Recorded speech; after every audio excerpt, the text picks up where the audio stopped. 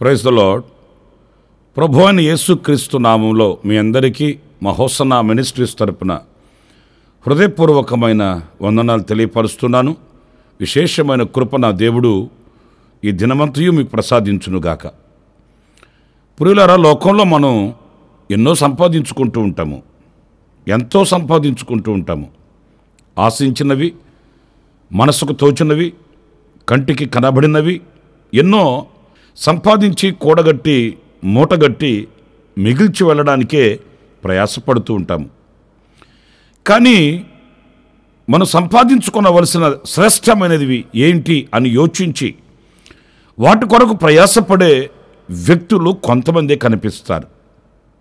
అలాంటి వాళ్ళు ఈ శ్రేష్టమైన వాటిని సంపాదించి ఘనతకు ఎక్కిన అనుభవాల్ని ఎన్నో మనం చూస్తూ ఉంటాం. అలాగైతే మనం ఏం సంపాదించుకోవాలి అనేది దేవుని వాక్యంలో మనం చదివినప్పుడు ఓ చక్కటి అనుభవం మనకు కలుగుతుంది.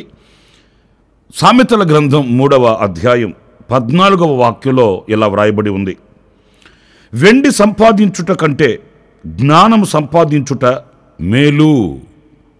ప్రియులారా, చూడండి, ఈ లోకంలో ఘనమైనవి ఏమైనా ఉన్నాయి అంటే లోకానుసారంగా ఆలోచించినప్పుడు వెండి, బంగారములు, అపరంజి, ముత్యము ఇలాంటివి మనకు కనిపిస్తాయి. కానీ వీటికంటే కూడా మేలైనది, శ్రేష్టమైనవి ఏమైనా ఉన్నాయా అనంటే వాక్యం స్పష్టంగా చెప్తున్న మాట జ్ఞానం సంపాదించుకున్నట మేలు అనేది మరి ఈ వాక్యంలో మనం గమనిస్తున్నాము. ప్రియులారా, ఈ జ్ఞానము అనేది రెండు విధాలుగా మనకు కనిపిస్తుంది. ఒకటి లోక జ్ఞానము, రెండవది దైవ జ్ఞానం. ఈ లోక జ్ఞానము దేవుని దృష్టికి వెర్రితనము అని కూడా వాక్యం స్పష్టం చేస్తుంది. ఒకవేళ ఈ లోక సంబంధమైన జ్ఞానాన్ని మనం ఎంత సంపాదించుకున్నప్పటికీ ఈ లోక సంబంధమైన జ్ఞానము చేత దైవత్వాన్ని మనం పొందుకోలేమండి, లేదా ఆ దైవ రాజ్యములోనికి మనం ప్రవేశించలేము. అంతేకాదు, ఈ లోక జ్ఞానం దేవుని దృష్టికి వెర్రితనము అన్నప్పుడు అది దేవునికి ఇంపైనది కాదు అనేది కూడా మనం గమనించాలి. గనుక ఈ దైవ జ్ఞానాన్ని మనం సంపాదించుకోవాలట. ఈ లోకంలో ఉన్నప్పుడు మనకు దేవుడు మంచి స్వతంత్రతనిచ్చాడు. మనం దేనినైనా యోచించి వివేచించి మనం వాటిని కూర్చుకోవచ్చు. ఆ సంపాదించుకునే ఆ స్వతంత్రతను ప్రభు మనకిచ్చాడు అన్నప్పుడు ఈ స్వతంత్రతను ఉపయోగించుకొని మనం ఏమి సంపాదించుకోవాలి? దైవ జ్ఞానాన్ని సంపాదించుకోవాలి.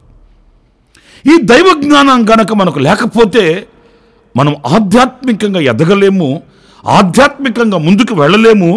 దేవునితో అత్యున్నతమైన ఆ సహవాస సంబంధానికి మనము సాగి ముందుకు వెళ్ళలేమండి. ప్రసంగి గ్రంథకర్త ఓ చక్కటి ముత్యం లాంటి మాట ఆయన పలికాడు. ఆ మాటలు కూడా మనం ప్రసంగి గ్రంథం 9వ అధ్యాయం 18వ వాక్యంలో మనం చదువుతామండి. యుద్ధాయుధముల కంటే జ్ఞానము శ్రేష్టము. ఈ మాట చూశారండి. యుద్ధాయుధముల కంటే అంటే యుద్ధానికి వెళ్ళే వ్యక్తికి ఆయుధాలు కావాలండి. ఆయుధాలు లేకుండా యుద్ధ రంగంలో నిలిచి వ్యర్థం కదండి.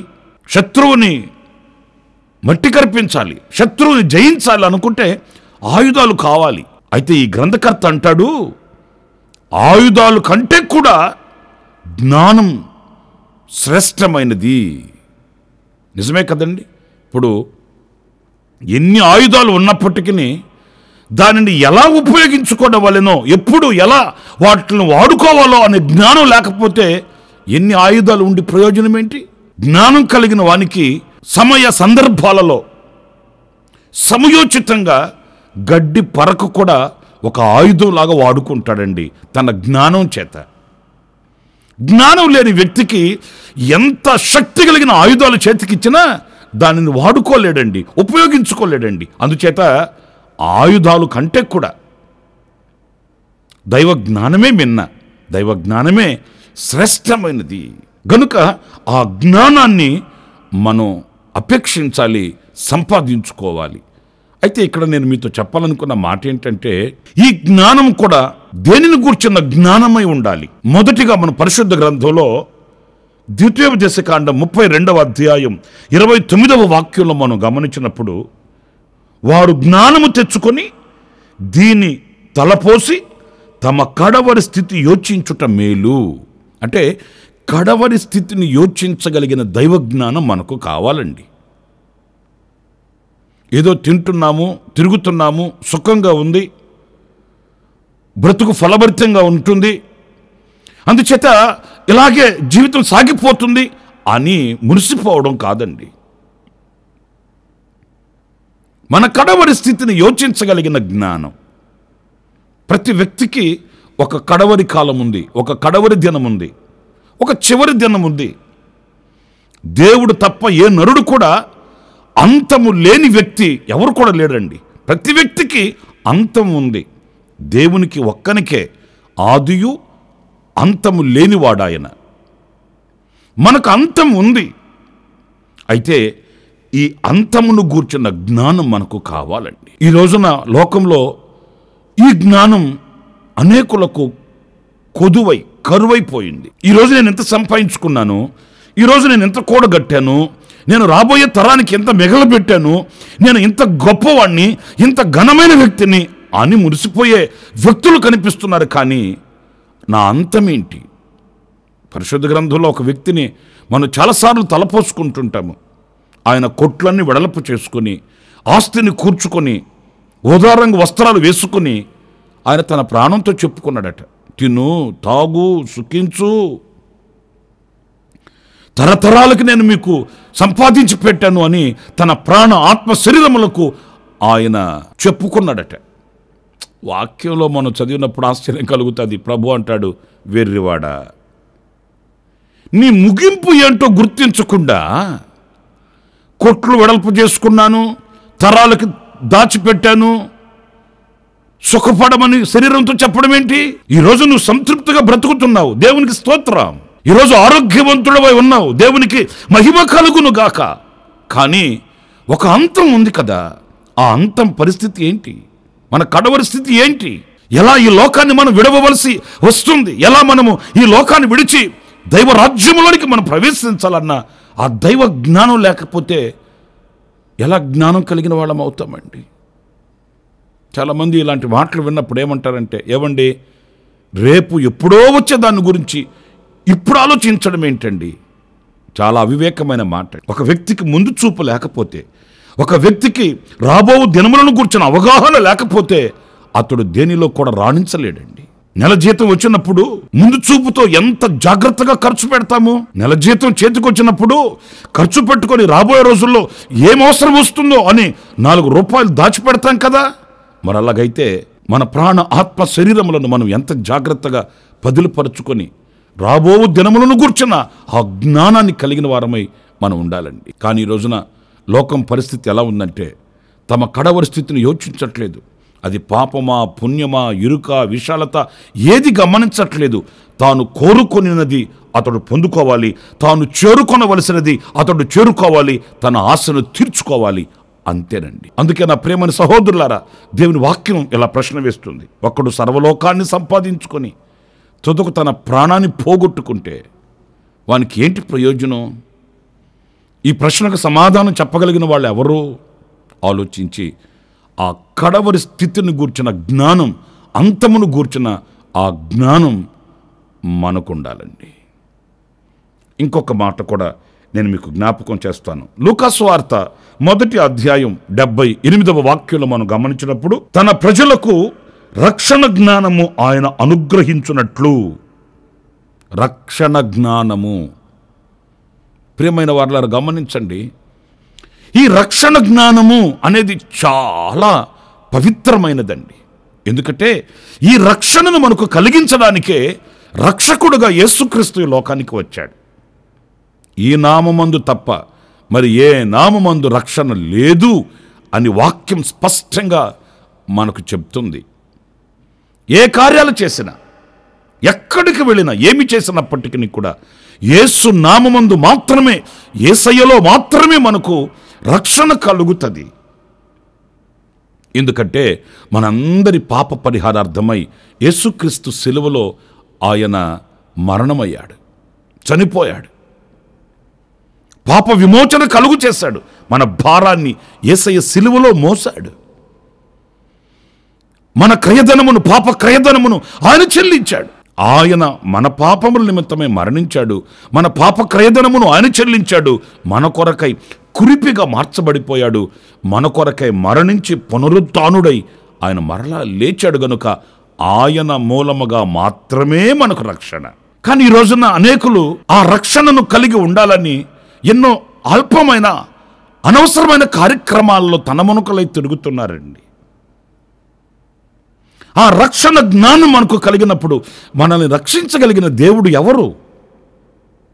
పాపములో ఉన్న వ్యక్తిని రక్షించడానికి పాపము లేని దేవుడు కావాలి. ఊబిలో కూర్కొని ఉన్న మానవుని లేవనెత్తడానికి ఒక ఉన్నతమైన స్థావరమందు, ఒక ఉన్నత స్థలమందు ఉన్న దేవుడు కావాలి. చూచే నరునికి చూచే దేవుడు కావాలి. మాట్లాడే మనిషికి మాట్లాడే దేవుడు కావాలి. సంచరించే నరునికి సంచరించగలిగిన దేవుడు కావాలి. హృదయమున్న నరునికి హృదయము ఎరిగే దేవుడు కావాలి. కానీ ఈరోజు ఆ రక్షకుడిని విడిచి, ఆ రక్షణ దాతను విస్మరించి వ్యర్థమైన కార్యక్రమాల యందు నిమగ్నమైన ప్రజల్ని మనం చూస్తున్నాము. ఆ రక్షణ జ్ఞానం యేసుక్రీస్తుని తన ఇంటికి చేర్చుకున్నాడు జక్కయ్య. అంతవరకు తన బ్రతుకు వేరండి, అంతవరకు తాను నడిచిన అనుభవాలు వేరండి. ఎప్పుడైతే యేసుక్రీస్తుని తన ఇంట చేర్చుకున్నాడో, ఆయనను సొంత రక్షకునిగా అంగీకరించాడో, యేసుక్రీస్తు చెప్పాడు, నేడు ఈ ఇంటికి రక్షణ వచ్చి ఉన్నది. అంతకుముందు రక్షణ లేదా? లేదు. అంతకుముందు ఒక సుభిక్షతో ప్రశాంతంగా బ్రతకట్లేదా? లేరు. డబ్బు ఉండవచ్చు, పదవులు ఉండవచ్చు, ఆధిక్యతలు ఉండవచ్చు, ఆధిపత్యాలు ఉండవచ్చు, కానీ రక్షణ ఉన్నదా? నా ప్రియ సహోదరులారా, ఆ రక్షణ భాగ్యం మనకైనా మన కుటుంబానికైనా కలిగినప్పుడు ఆ కుటుంబాలు బ్రతికే బ్రతుకు ఒక ప్రత్యేకంగా ఉంటుందండి. వాళ్ళ యొక్క అనుభవాలలో ఆ విప్లవాత్మకమైన మార్పును మనం చూడగలుగుతామండి. గనుక నా ప్రియులారా, కోడెల యొక్కయు గొర్రెల యొక్కయు రక్తముల వలన కాదు, కానీ యేసుక్రీస్తు ప్రశస్తమైన రక్తమును మన కొరకు కార్చాడు. ఆ రక్తములో మనకు రక్షణ ఉంది, రక్షణ ఉంది. ఆ రక్తము చేత మనము కడగబడాలి అనే విశేషమైన వార్త ఇదిగో ఈరోజు నీకు చేరుతుంది. మరి నువ్వు రక్షించబడి ఉన్నావా? ఆ రక్షణకి నీ మనసును ఇవ్వగలవా? ఆ రక్షకుడైన యేసయ్య కౌగిలికి పరుగెత్తుకుని రాగలవా? ఈ రక్షణ జ్ఞానం మనకు కావాలి. ఆఖరిగా ఇంకొక మాట కూడా నేను మీతో చెప్తాను. అది పేతురు రాసిన 2వ పత్రిక 2వ అధ్యాయం 20వ వాక్యాన్ని మనం చదివినప్పుడు, వారు ప్రభువును రక్షకుడునైన యేసుక్రీస్తు విషయమైన అనుభవ జ్ఞానము చేత. పిల్లలు చూడండి, ఈ వాక్యంలో యేసుక్రీస్తు విషయమైన అనుభవ జ్ఞానము చేత. ఈ రోజున మనకు చాలా విషయాలలో అనుభవాలు ఉండొచ్చండి. కొందరికి కట్టే విషయంలో అనుభవాలు ఉండొచ్చు, కొందరికి కూల్చే విషయాలలో అనుభవాలు ఉండొచ్చు. ఒక్కొక్కరికి వాళ్ళ యొక్క పనిని బట్టి అందులో వాళ్ళకి అనుభవాలు ఉంటాయండి. కానీ ఇవన్నీ ప్రక్కన పెడితే యేసుక్రీస్తు విషయమైన అనుభవ జ్ఞానం, అంటే యేసుక్రీస్తుని అనుభవించిన ఆ అనుభవ జ్ఞానం మనకు ఉండాలండి.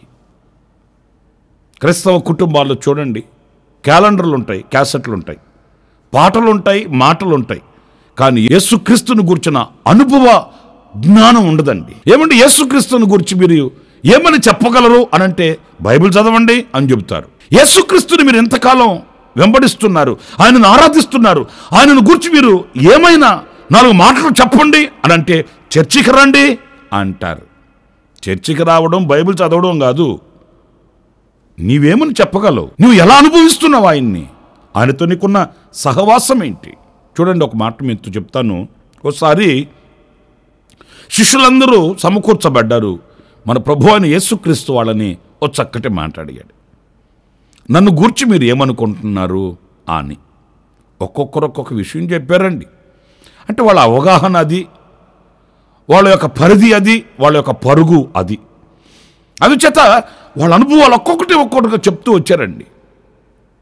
కానీ పేతురు మాత్రం స్పష్టంగా చెప్పాడు, నీవు పరలోకములో నుంచి దిగి వచ్చిన దైవ కుమారుడు అయ్యా. వెంటనే ప్రభు పేతురుని అభినందించాడండి.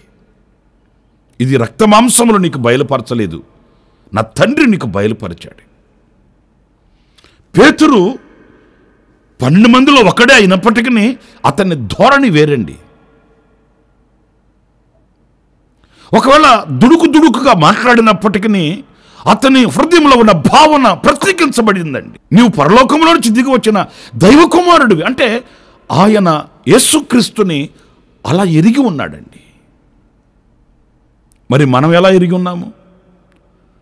అప్పులు తీర్చడానికి ఉన్న దేవుడని, రోగాలు తొలగించడానికి ఉన్న దేవుడని, ఆశీర్వాదాలు ఇవ్వడానికి ఉన్న దేవుడని, ఇలాంటి వాటికి నియమింపబడిన దేవుడు అనుకుంటున్నామా?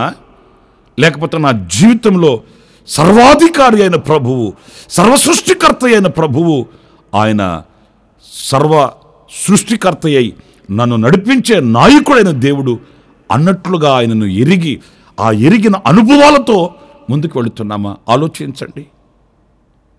క్రైస్తవ కుటుంబాలలో పుట్టి పెరిగిన పిల్లల్ని, యవనస్తులైన వారిని యేసుక్రీస్తుని గురించి అడగండి, నోరు పెగలదండి. ఎందుకంటే వాళ్ళ హృదయంలో ఆ శుభ సందేశం లేనందుచేత, ఆయనతో గడిపిన అనుభవాలు లేనందుచేత. కానీ ఆయనను ప్రతిదినం హత్తుకొని బ్రతుకుతున్న వాని యొక్క అనుభవాలు ఎలా ఉంటాయంటే, త్వరగా వ్రాయు వాని కలము వలె వాళ్ళ నాలుక పలుకుతుంది. వాళ్ళు ఆయనను గూర్చి అనర్గళంగా మాట్లాడగలుగుతారు. ఎందుకంటే ఆయనతో ఉన్న బంధం అలాంటి బంధం. మరి ఈ రోజున ఆయనతో నడిచిన, ఆయనతో గడిపిన అనుభవ జ్ఞానం కలిగి ఉన్నామా? లేకపోతే ఏదో నామకవాస్తిగా ఆచారపు మత్తులో కొనసాగిపోతున్నామా అనేది మనం ప్రశ్న వేసుకోవాలి. అంతమును గూర్చిన జ్ఞానం మనకు కావాలి. రెండవది, రక్షణను గూర్చిన జ్ఞానం మనకు కావాలి. మూడవది, క్రీస్తు విషయమైన అనుభవ జ్ఞానం మనకు కావాలి. ఈ జ్ఞానం యుద్ధాయుధముల కంటే శ్రేష్టమైనది, వెండి బంగారముల కంటే శ్రేష్టమైనదని వాక్యం సెలవిస్తుంది. ఆ జ్ఞానము కొరకై ప్రభుని వేడుకుందాం, ఆ జ్ఞానాన్ని పొందుకుందాం. తలలో ఉంచండి, చిన్న ప్రార్థన చేస్తాను. కృపా సత్య సంపూర్ణుడా, జీవాధిపతి అయిన ప్రభువా మీకు వందనాలు. అయినా మేము ఎలాంటి జ్ఞానాన్ని సంపాదించుకోవాలని మీ లేఖనాల నుంచి కొన్ని విషయాలు ధ్యానించుకుంటూ వచ్చాము. ఆ రీతిగా మా కడవరి స్థితిని యోచించుకునే జ్ఞానం, మీరు మాకు అనుగ్రహించే ఆ రక్షణ జ్ఞానం, మిమ్ములను అనుభవించుట వలన కలిగే అనుభవ జ్ఞానం మేము కలిగి ఉండడానికి సహాయం చేయమని మమ్మల్ని ఒక్కొక్కరిని మీ చేతులు సమర్పించుకుంటూ, ఈ ప్రార్థనలో ఏకీభవించిన ప్రతి వ్యక్తిని ఆశీర్వదించి దీవించి, మీ చిత్తం, మీ సంకల్పం, మీ ప్రణాళిక వారి ఎడల నెరవేర్చి మహిమ ఘనత ప్రభావములు మీరు పొందుకొనమని యేసు నామములో ప్రార్థించి వేడుకొనుచున్నాను తండ్రి. Amen, amen. ప్రభు మిమ్మల్ని ఆశీర్వదించి దీవించునుగాక. విశేషమైన కృప ఈ దినమంతా నా దేవుడు మీకు సమృద్ధిగా అనుగ్రహించునుగాక. ఆమెన్. ప్రతి దినము ఈ అనుదిన కృపాను సందేశాల కొరకు, ఇంకా మరిన్ని ఆత్మ సంబంధమైన సందేశాల కొరకు ఈ మా యూట్యూబ్ ఛానల్ ని సబ్స్క్రైబ్ చేసుకోండి. Pastor Ramesh, hosanna ministries.